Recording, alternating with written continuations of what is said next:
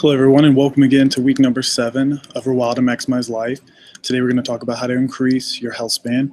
So we're going to go over a little bit of a review here in case you missed the past ones, but if you happen to miss any, you can go to rewildyourhealth.com/replay and catch up on those. But we're going to also talk about how to actually increase your health, how you can find information that's relevant to you, and how you can tell if that information is actually good or not. I'll just show you some examples and show you what I did to get all of the knowledge and get to where I am today.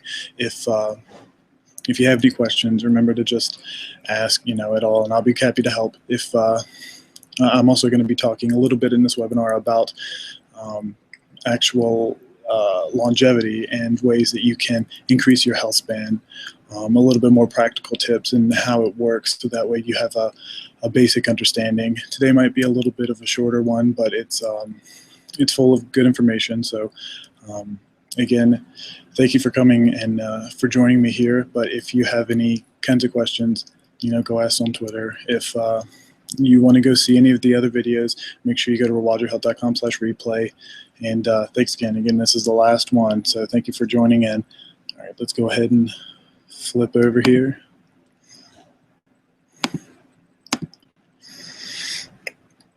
All right, so again, this is week number 7 of ReWild and Maximize Life, brought to you by ReWild Your Health. The webinar series has also been brought to you by CrossFit Stanton. I wanted to thank them for hosting us, and they do some really great things for the community. They really care about each people's success, and they're happy to work with you and do everything that you need. So you can check them out at CrossFitStanton.com, or you can check them out at CrossFit Stanton on Facebook, Instagram, wherever. Okay, so these are all the steps that we've gone through. You found out what's good to eat. We're going to go over that a little bit. Hopefully you have implemented the few practical tips, and this last one is really to help drive things home. It's about increasing your health span. So it's step number 7. The birth rate for every human is to be able to adapt and thrive in the environment. So again, I've said this in every webinar, that's really what has made humans what they are, because they're able to live anywhere, they're able to do anything. They're full of very specific,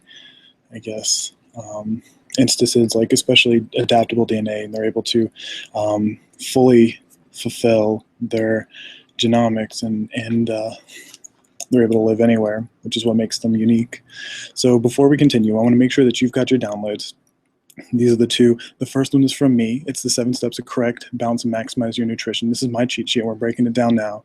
We're on step number 7, and this touches on how to take your health into your own hands. You and anybody else can get a copy of this by texting the word ReWild to 44222. The second one is from Briar Kalia. She's my partner, and she had written this book for you all to really break down into ReWild Your Diet, 13 ancestral nutrition tips. This is Briar's guide to having great nutrition, and it's very similar to this webinar. It goes much more in depth on certain topics, though. Again, these are the 2, mine on the left and Briar's on the right. And you can check Briar out at briarunleashed.com. So you are in the right place if you love learning about health and nutrition, if you have struggled to be healthy in the past, if you're overweight, sick, unhappy, if you or a loved one has ever been unhealthy or unhappy, you're not sure what to do, where to go, this is definitely the right place for you. Of course, this is for anybody who loves food, anybody who is trying to look for the right resources, and it's for people of all walks of life. This is for anybody, all the way from the person who's just getting started to the very advanced person. You'll get something out of this too. All right, so these are some of the things that you'll learn today. You're going to learn how to pull all of the information together. We're going to go over a very, very quick review. You're going to learn how to vet information that you come across. So these are, you're going to also get some tips from me on how to increase your health and longevity. You're going to figure out what you need to do and how your body works to increase your health span and increase your lifespan. You can use this hashtag to talk about any of this stuff with me, it's hashtag ReWild Your Health. Feel free to ask any questions, discuss your views with others. I'll be happy to help you or to do anything that you need here. So first, I'm going to talk a little bit about me. That's my Twitter handle there at the top. It's at @CrunkSven. And my name, again, is Sven Kron. Here's a couple pictures of me. We got a foot of snow this past winter in Virginia. It's up to my knees. There's me with my little girl, and there's a picture of my partner, Briar. So I'm the creator of ReWild Your Health. I've started a few companies in the film realm of health, and I've studied nutrition for years. For years, I have devoted my life to learning about how nutrition works and what the arts are. There's me studying nutrition. So what I do is I decipher tons of information. I love learning about health. I dissect tons of information to actually get everything that I can. I like learning as much as I can about the realm of nutrition. So I break down podcasts, blogs, books, conferences, courses, seminars, coaching, documentaries, like everything that you need to really understand how health works. I've probably read it, I've probably looked at it and taken it. These are some of the people that I've learned from. On the top left is Danny Vitalis. Again, he's the founder of the ReWild movement. He's got a podcast called ReWild Yourself. And he's definitely a great resource of alternative, especially nutrition. Top right is Ben Greenfield. He's got a podcast called Ben Greenfield Fitness. And he is an expert in nutrition and exercise, but specifically scientific exercise science, that kind of stuff. And in the middle and the bottom is Sean Stevenson. Again, he's another big health advocate. They all follow the same line of thought. Sean Stevenson has a podcast called The Model Health Show. And they all are very similar to the information in this webinar. And they would all, in fact, a lot of them I've heard talk about this exact topic on longevity. So my goal is to distill all of the information that I get for you, is to bring it to you and a way and put it in a way that you can understand it, so that you know what's going on, how the body works. So my whole story I discussed in week 2. It's from my childhood as an overweight child, and I tried to do everything to lose weight, just being overweight all my life. I'll give you the short version here. So in school, I weighed more than I do now.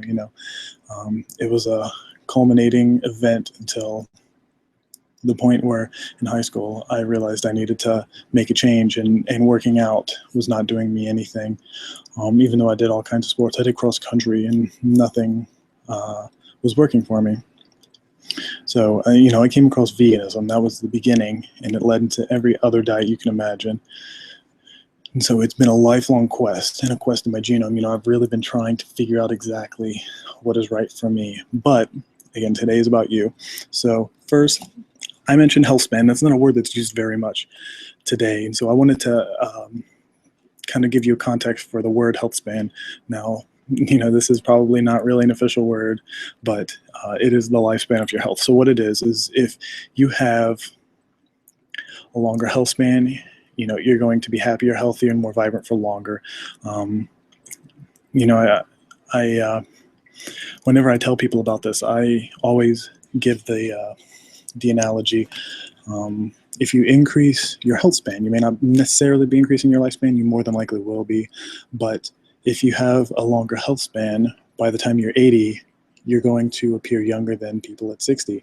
So if you look at a picture of someone with an incredibly long health span, you're not going to be able to tell what age they are compared to today's society, because of so many people being sick and so many people just aging poorly. So I gave this as an example here. The guy in the middle here, you can tell he's an elderly person, but I can pretty much only tell that because of his face and hair. So, he probably looks like he's probably more fit and active than most 40-year-olds, even though I would guess he's maybe 60 or 70. And that's what I mean by health span. He has a very good health span going on. And this is really the power of your genome. All right, so I want to start by trying to pull all of this information together that I've talked about in the past webinars. So really the focus has been on what should I eat. So in the realm of meat, you should eat grass-fed food, stuff that is pastured and not pasteurized, not homogenized milk. You should not eat vegetarian fed eggs because chickens are not vegetarians. You should eat organic or beyond organic, local, seasonal, wild meats. Those are the kinds of foods that you should be eating. This picture here is actually a feral cow, so it's not exactly completely wild, but it was a domesticated animal that is now wild again. And you can tell because it does have some of the remnants of cows, how we know them. I don't know if this breed of cow had started with horns or not, but he's got horns now. You can see he's got a big hunk of fat on his back, and he has a lot of fat along his chest. So those are really big indications that it has adapted to its environment. And you can tell it's very thick, very muscular. It would probably yield a lot more meat than a normal cow, except for maybe a cow that's fed RBGH. So what kind of plants should you eat? They need to be organic or beyond organic, preferably. Local, seasonal, wild. That's the picture I've got here. They're actually wine berries. It's my favorite berry. None of this in the picture are quite ripe. When they're ripe, they turn like a really deep red, and they're extremely sweet, but they actually don't have a lot of sugars in them, and it's because they're wild. They have a lot of nutrition, a lot of antioxidants. So bacteria, I'm going to go through the 5 kingdoms here, by the way. So what kind of bacteria should you eat? It should be organic. That means that the food that the bacteria eats should be organic. That's the prebiotics, and if you take probiotics, they should come from a good source. It should not be stuff that's just grown in a test tube for everybody to eat. So local, when you get bacteria, it's the same with honey. The very specific area it was grown in will actually affect its nutrition. It'll affect how it is it interacts with food, and it'll change the types of strains, the type of fermentation that goes on depending on the area, depending on the yeast and bacteria that are in the air, whatever wild bacteria you pick up. If you use local water, that'll affect it, like everything. So you want local, home ferment preferably, and you want to make sure it's wild strains. You don't want to just necessarily go by some kind of yogurt culture that just has Lactobacillus acidophilus. Now, that is a very popular one, and it is one that you could find from wild sources, but you should try to go more towards the wild ferments if you can. But I'd say that's more so in alcohol. I'd say alcohol. If you get brewer's yeast, you should try to get more wild yeast if you can. Fungi. The 4th animal kingdom here. So these need to be organic, and that means they need to be grown on good sources. So you don't want ones that are just grown on wood chips from a lumber mill, from wood that's been treated with acid and toxins, because they're going to absorb the toxins into the mushrooms. They need to be fresh. So dried is only okay if they were wild dried. Mushrooms are a little easier because most people do not get domesticated type mushrooms. They're very resistant to that sort of stuff. Shiitakes and button mushrooms would probably be the ones that are closest that you would be less likely to eat, but still shiitakes are good, and they've got a lot of benefits to them. They need to be local, seasonal, and wild. I've got a picture of some wild chanterelles here. And, if you could pick these chanterelles at the peak of their growing season, they're going to taste so much better than if you buy them at the store. And they already taste amazing as far as mushrooms go. And then pertis, the last kingdom. Here, this is actually a picture of some blue-green algae. And by pertis, I mean algae, seaweed, spirulina, chlorella, any of that kind of stuff.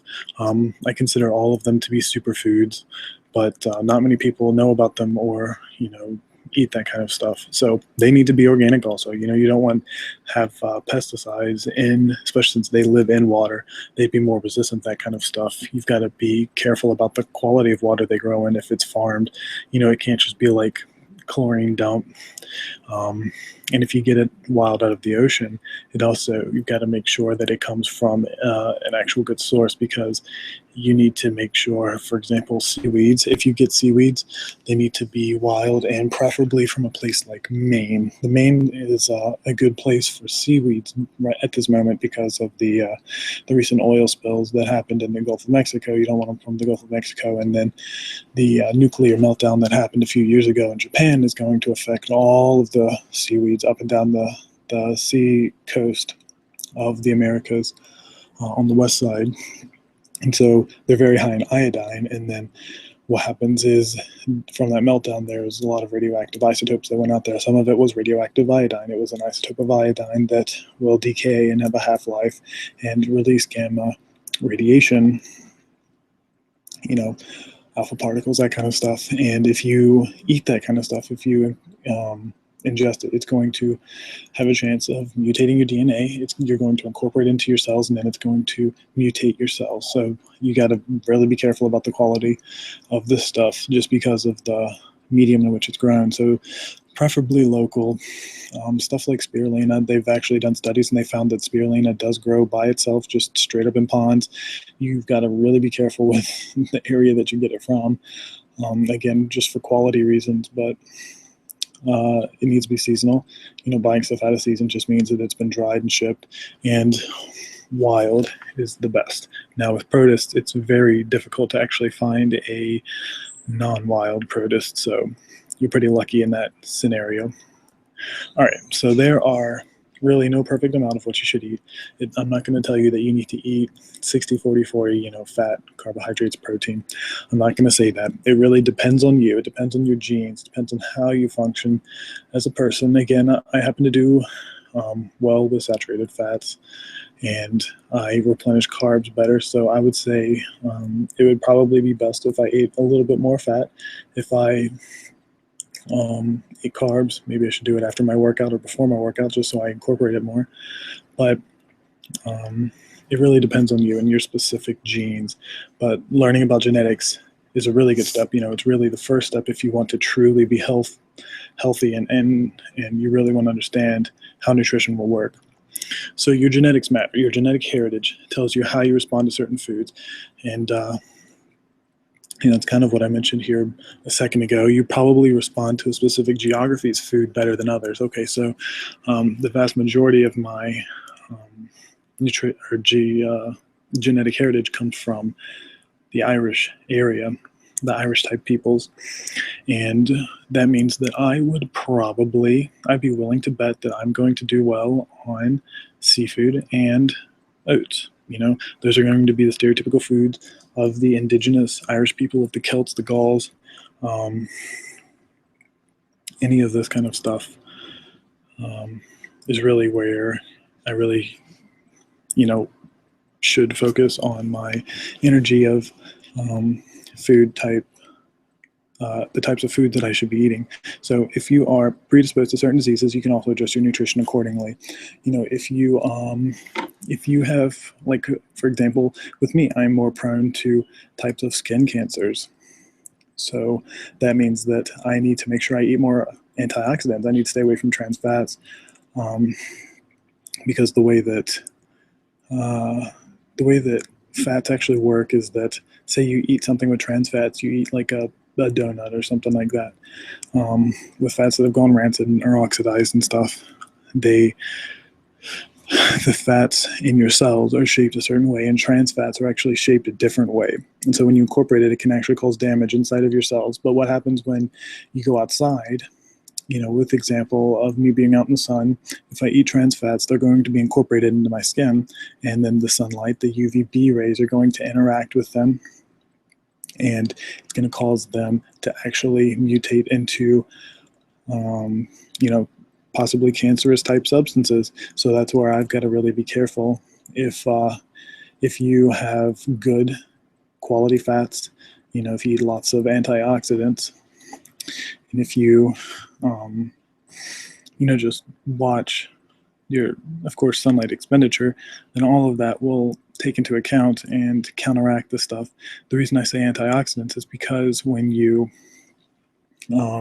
spend time out in the sun, what happens is that actually causes free radical damage. So I'll talk about that in a little bit, but you can keep your ears out. So when I mention free radicals later, you'll know what I mean. Now, this is one way that you can tell if information is relevant to you specifically, if what you come across is actually true or right, base it on your genetics. So, how this section is going to be how you can tell if information is relevant. So does it align with your goals? Is that one of the things that it does? Is this information in alignment with what you are seeking? For example, losing weight, gaining muscle, recovering from cancer. Those are all specific goals that you're going to have to take into account when you find information. And the point is that if it does not align with your goals, then maybe you should not give it as much credit as you might otherwise. If it does align with your goals, maybe you should pay attention to it a little bit more. Is this information valuable? I see this one a lot. This is probably one of the biggest things. Is it filler information or does it add value? With our culture of media and propaganda, what we do is we take everything and we'll put a spin on it. Say it works for one person, then we'll extrapolate it to it working for everybody. So an example is too much protein is bad for you versus you can't absorb more than 20 grams of protein in one meal. So this example that I listed here, there's been a series of studies, and a lot of these studies are not completely ideal, so you've got to take them with a grain of salt. But it's found that when you eat more than 20 grams of protein in one meal, at one sitting, what happens is your pancreas will actually secrete more of an enzyme called glucagon. And what glucagon does is it stimulates the liver to convert a lot of the protein into sugars. And so what it does is instead of your protein going to damage muscle in places that it needs to go to, it'll actually be converted into sugar and it'll be stored as body fat. So that doesn't mean, somebody will look at that and be like, see, look, you eat a lot of protein, it's bad for you, so you shouldn't eat protein. Well, no, it's more complicated than that. If you have a complete lack of protein, yeah, you might live a really long time, but you're not going to have any hormones, and you're going to be completely bald. You're not going to have any sex drive. It's going to be, you're not going to be very vital. So that's where you got to take it with a grain of salt. It's got to align with your goals because it's not pure black and white. Does it change your views? Is that something that it does? I liked this quote, so I'll put it in here. As you change your point of view, your views bring about a change in you. And that is true. So is this information groundbreaking to you, or is it just marketing? An example is one that I heard recently that I put here. So hunter-gatherer women had less menstrual cycles than other women versus having periods is abnormal. So what happened was I was listening to a podcast recently, and it was a pretty reputable podcast. I think the person was just talking a little bit outside of their field of knowledge and, hypothesizing on air, which, is good and bad. It provides ways for you to, talk about topics in a different medium. But what this person had said was that hunter-gatherer women had less menstrual cycles than modern women. She'd found a study, and she had stated the facts of that study. So then she said that it was due to a couple of factors that I would happen to know would not necessarily be correct. So just like as a complete aside for this, what happens is that hunter-gatherer women, they've got their periods, they have their periods, they start, I guess, puberty much later than modern women. And the reason that they have less menstrual cycles is because they tend to be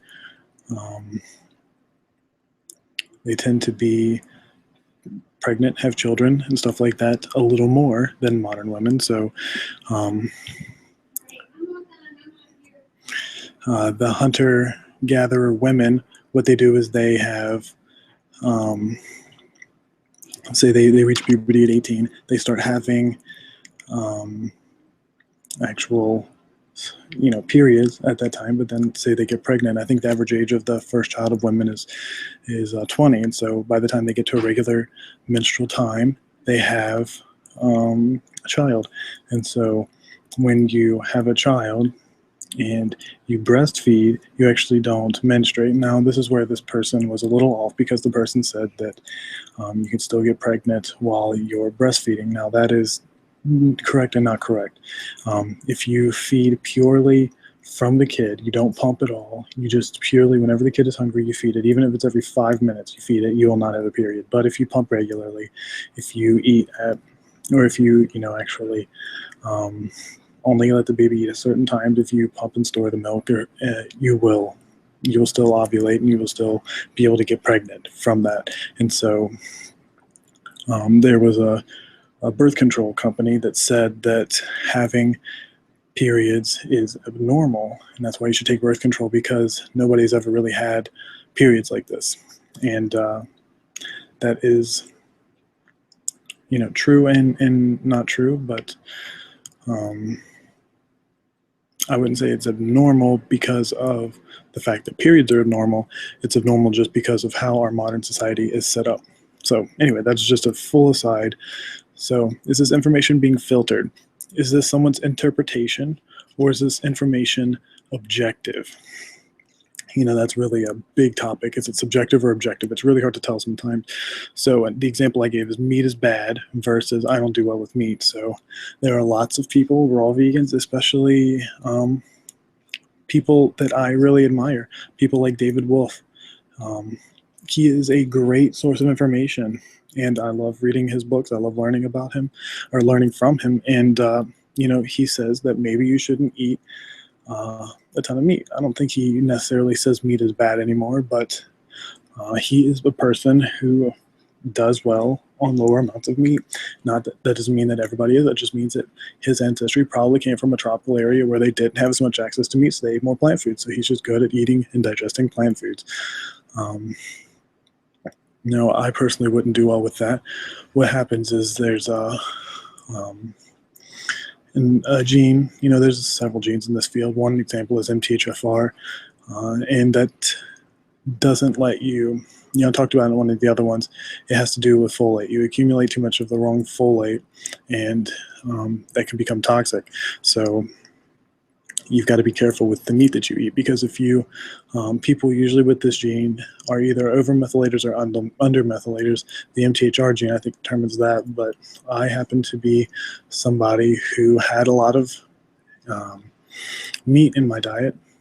Again, mine was probably seafood, so the food that I eat had a lot of this methylfolate that I needed, and I didn't produce very much endogenously. I did not convert other stuff that I ate into this, so I am an undermethylator, so I need to eat more meat to make sure that I have that necessarily thing, and I'll feel bad eating on a plant-based diet.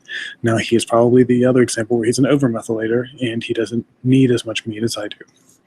So these are really the 4 examples on how to vet information, and you can base everything off of that. That's how I've learned. So I'm going to give you just one example. It's 2 quick topics. This is me working out, but I figured I'll take this as an example. Let's say I want to gain muscle. First I've got to define my goals. I'm just going to go very lightly over the top here. My goals are going to be gain muscle, not fat. I want to eat well and not dirty bulk. I want to supplement very little, and I want to work out every day. And your goals need to be more specific. Again, this is just an example off the top of my head, really. So what I want to do is I want to find relevant, valuable information. So how does my body react to muscle training? I want to learn, how well do I recover? How does my body respond to food, and what foods do I want to eat and avoid? This is where genetics can come into it, and I know my genetics, so I can answer these questions pretty well. You can also make certain assumptions based on other indicators that aren't necessarily genetic related, but I'm just going to go through this example as I would if it was me. So based on these principles, I do react to high intensity interval training, HIIT training very well. I'm slower to recover, so I need to alternate my training. If I do one muscle group, I need to take a break on it so that I can recover a little better. I respond well to fats and refuel from carbohydrates well after workouts, and I want to eat local organic foods and avoid processed foods. So that is that section. So is this information relevant to me? So this information here. I'm going to give you 2 examples. I come across this little bit of information somewhere, I was listening to a podcast and somebody mentioned it as the end all be all. Cardio can help build aerobic endurance. And when you first get into this, there's a lot of jargon people use. So this is really about how jargon works. So it's like, can cardio help build aerobic endurance? Well, first I need to kind of figure out what cardio is. And I need to figure out what aerobic endurance is. Now, when I look into this stuff, does aerobic endurance help you build muscle? No. So this information is not relevant. That's one way. That's just pure. Is this relevant or not? Yes, no, boom, done. I know this is one example of a gray area, and this is how I would handle it. So I wanted to just give you this so you'd learn how I vet information so you can see how you would apply it to your goals. So weightlifting is only effective in the absence of cardio. Is the statement true? I don't know. So what I would do is I would research this topic, and I would research it first probably by doing just a basic Google search and come across the generic stuff that everybody says, the Men's Health, the bodybuilders, that kind of stuff. But then I would also try to find the other end of the conversation. And so then I would go to the people like the raw vegans, find vegans that, I know there's people who are bodybuilders who use spirulina as protein, and they're raw vegan. And so I would go to that end and see what they say about stuff, and I would base my information accordingly, and this will show the positives and negatives of this topic. So this is something that would actually take some research to figure out, just because I'm not an expert on weightlifting, so I don't know exactly how it all works, but this is something that I have actually heard. So again, that second example is how I learned everything about nutrition. You'll hear something like meat is bad, and so we'll stay away from meat. And then it's like, well, what did the other people say? And they're like, well, meat is actually pretty good for you. So then you go back the other way, and eventually you figure out what works for you. You start getting through all of the hype, and you start figuring out what is the best thing for you to do personally. And so I know it can get frustrating, but the more point of views that you see, the better perspective you get over the whole thing. If you just look at it from one perspective, you're only going to have one filter to base your information off of. And in that last example, what I would do is I would ask if the muscular hunter-gatherers, like maybe the ones that we've seen before, the Aboriginals, if they had, especially the muscular ones who did cardio, did they gain muscle easily? What kind of cardio did they do? How does it work? And in that case, the answer would be yes, but it was through power instead of endurance. So if I did power cardio, if I did lots of high intensity interval training, which I happen to respond well to, I would know that I would build muscle. And they did not do endurance. So if you look at the persistence hunters, they were the ones like the East Africans were, pretty big endurance type athletes. That's why if you look at the world record for the marathon, and especially the person who they think is going to break the 2-hour marathon is going to be Kenyan, because I think something like 15 out of the top 20 world record holders have actually been Kenyan or West African or something. East African or something like that. So that's just how I would look at it. That tends to be how I base everything. Would hunter-gatherers have done it or not? And what would the benefits and the detriments be? Why did they not do it? Did they just not think to try that? They try it and it didn't work out? Why?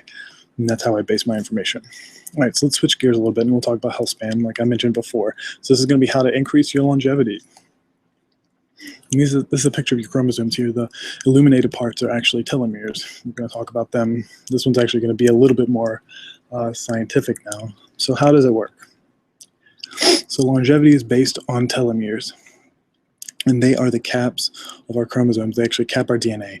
So what happens is your DNA, it's ribbons that are wound and wound and wound, and they make your chromosomes. So at the end of all of your DNA, so that there's not just loose DNA floating around out there, there are sequences that all pretty much eukaryotes have. But in vertebrates, this sequence is TTAGGG, and that sequence is replicated at the end of all of the ends of your DNA so that it does not unravel, and this forms a little cap. These caps are telomeres. So this sequence is repeated 2,500 times in humans on the end of each DNA, which means you've got 5,000 telomeres on each half of our chromosomes. And they both wear down about the same. But the 5,000 is when we're born. When we're born, we have 5,000 telomeres. Everybody has about 5,000 telomeres. So as we age, what happens is our DNA replicates and we lose telomeres. It's because the DNA replication process is not completely ideal. Your cells can reproduce about 75 to 100 times on average.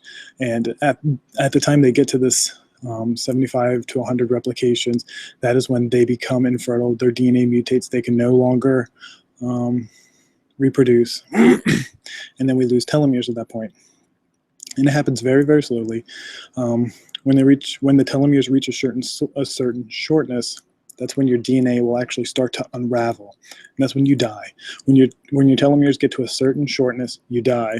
And we don't really know why this happens or what the mechanism is, but we know that happens. So when you're young, you can still repair your telomeres enough to offset the damage. But after you become middle-aged, you reach a point where you're in equilibrium, where you can repair as much as you damage, but you eventually get to a tipping place where you can no longer offset the damage based on your repair. And that is when usually degenerative diseases start happening. Telomere shortening is associated with cancer, degenerative diseases, and mortality. So the shorter your telomeres are, the more prone you are to stuff like cancers and heart disease and other kinds of damage. And that's because you're not able to protect your DNA as well as you would have if you had long telomeres. The telomeres are what really keep your DNA stable. So how can you prevent damage? And this is actually a picture of DNA being repaired.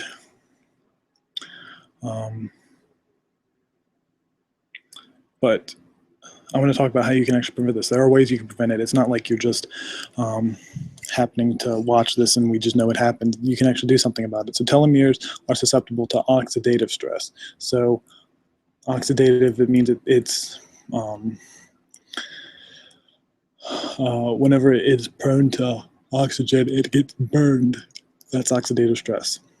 And so what you got to do is you got to reduce the amount of oxidation that occurs. And so that means eating trans fats, you've got to reduce, too much alcohol, rancid fats, eating white sugar, white flour. These are all oxidative stresses.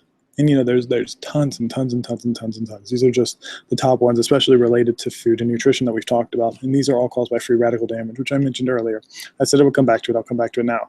So what free radical damage is that with certain things, especially oxidized fats and trans fats, there happens to be atoms, but what they do is they have one electron in the outermost layer, in the outermost shell, because I don't know how many of you remember chemistry and biochemistry, all of this kind of stuff, biology, but what your electrons do is they have shells, and the electrons are pretty much bundles of energy. So once it reaches a certain bundle of energy, it'll actually become secure and it won't interact with anything else. And until it gets to this place where it is completely secure, the atom is going to interact with other stuff. That's why some things like potassium, potassium actually only has one electron in its outermost shell. So it is very reactive. If you drop potassium in water, it'll burn just from interaction with water. So what a free radical is it's one of these foods, and it's usually a poor quality food. It has lots and lots and lots of structures that are made up of atoms with one electron in the outermost shell. So what it does is it goes through and it actually interacts with all of the atoms in your body, in your stomach, in your skin, your brain, everywhere. It'll interact. And so what it'll do is it'll actually tear little holes trying to get enough electrons for its outermost shell to be even, and it'll damage you. And this causes mutations, this causes damages, this is what causes stuff like skin cancer and other types of cancers. This is why nuclear radiation is so damaging. But antioxidants actually eliminate this. So if you look at an antioxidant, oxidant being an oxidative stress or a free radical, an antioxidant will actually go against this. So the way that you grow telomeres is an enzyme that you produce, and the enzyme is called telomerase. And telomerase will actually stimulate the growth of telomeres. It'll reverse how telomeres shorten. In very light cases, it keeps it in equilibrium, and in more extreme cases, it'll reverse it. So it'll actually make you healthier. So you can produce telomerase endogenously. There's certain food compounds, for example, I listed TA65 here. It is the one, synthetic compound that you can get that allows you to produce telomerase. It comes from astragalus plants, but these like 1 in every million astragalus plants has a specific compound that will allow, when ingested, the body to produce telomerase. But there are other ways that you can do it, and I listed them here. Just, this is a nutrition course, but this is where the boundaries get a little gray. So meditation will actually allow you to produce telomerase. Certain emotions, compassion and gratitude, they'll allow you to produce telomerase in certain amounts. They found that people in support groups have actually longer telomeres. Ironically, they're there for some kind of disease. And I think the one group that was looked at, they had children who had diseases. It was mothers with children who had diseases, and they all had compassion, large amounts of compassion, and they had longer telomeres and reducing stress. So really anything that makes you happy that you can reduce your stress, that'll actually allow you to produce telomerase. There was a study where men ended up eating much healthier food, and they produced more telomerase than people who didn't in the control group. So telomerase production is one example, just one example of how you can increase your health span. So the best option in this realm here is to eat better foods. That is one way that you can produce telomerase. And that's why quality food is important. Like I had mentioned, in this group of males, they produced, I think it was 30% more telomerase, it was like 6 months of eating good quality foods. So that actually increased their lifespan, to where if you're eating bad foods, you're actually decreasing, you're slowly scratching away at the number of days and years that you're going to live. And that's why a lot of people end up dying young. So people who eat a good diet, they get enough sleep, they have adequate amount of all these other kinds of foods and enjoyment, low amounts of stress. They live longer because they produce more telomerase. They're able to offset more of the damage, and they don't get as much damage in the end. So, all right, if you have any kind of questions about this kind of stuff, please remember you can ask them on Twitter using this hashtag #ReWildYourHealth. You can ask me any kind of questions. I'll be happy to answer. You can discuss, anything with other people. But by the way, I just want to say that nutrition is awesome. I love nutrition. It can be the doorway, the gateway to the life you want to lead. You can have the health you want, the body you want, and the energy you want. And everything gets better when you have better health. Once you get it, it's really not as confusing as it seems at first glance. So until you get your nutrition right, nothing is going to change. And this is also true in the field of health. Until you get your health right, nothing is going to change. So this is the right place to start to change your nutrition. And, trust me, I know this can still seem daunting. It really was for me when I first started. So what you do is you should make sure that you check out all of the webinars that I've done, this being the last one. Go to rewildyourhealth.com/replay, and you can look at all the other webinars that I have. And you'll definitely be in the top % of educated people in this field.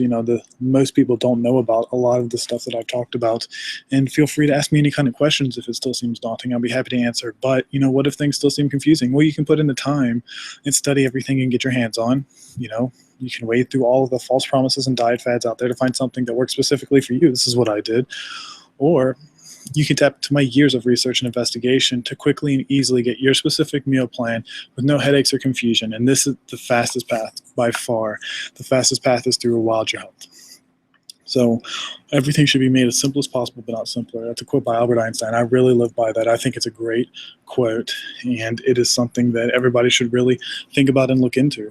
So what is ReWild Your Health? ReWild Your Health is the complete step-by-step program to correct, balance, and maximize your nutrition. It is the the complete fastest way to get from point A to point B. So it is totally step by step, meaning that each step is laid out for you. You don't have to, wonder, what am I going to do next? Each step is totally laid out for you. There's no confusions, no misunderstandings, and you will end with a plan specific to your goals. So it's the difference between getting there in this car on the left that you're really hoping is going to start, and it probably won't, and getting there in the new Tesla Model 3. It's the most efficient, fastest, and best way to get there. It's going to be the smoothest ride too, right? So what is it exactly?